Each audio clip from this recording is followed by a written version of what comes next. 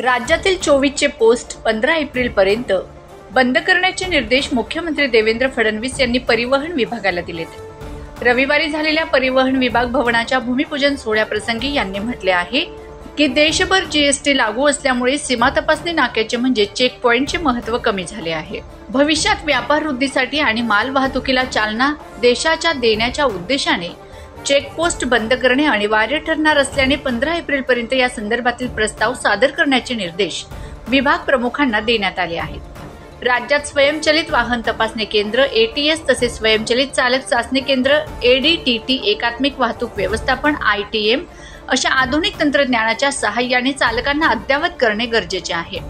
रस्ते अपघाताचे प्रमाण कमी करण्यासाठी आरटीओने नागरिकांचे प्रबोधन आणि शिक्षण करण्याचे आवाहन परिवहन विभागाने स्वीकारणे आवश्यक असल्याचेही यावेळी त्यांनी म्हटले आहे। 100 दिवसाच्या कार्यक्रमामध्ये एक महत्त्वाची गोष्ट आपल्या विभागाला आम्ही दिलेली आहे।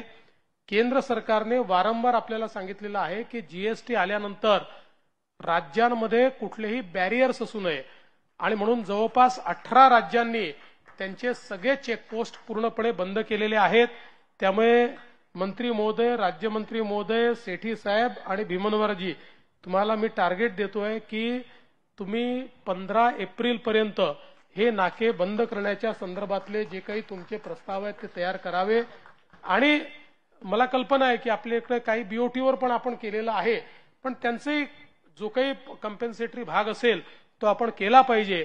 कारण जोपर्यंत सीमलेस ट्रॅफिक ऑफ गुड्स हा तयार होणार नाही तोपर्यंत ईज ऑफ डुईंग बिझनेसही होणार नाही आणि तोपर्यंत आपल्याला जी काही एक चांगली सप्लाय चेन तयार करायची आहे, आपल्याला उद्योग वाढवायचे आहेत, या कुठल्याही गोष्टी होणार नाही।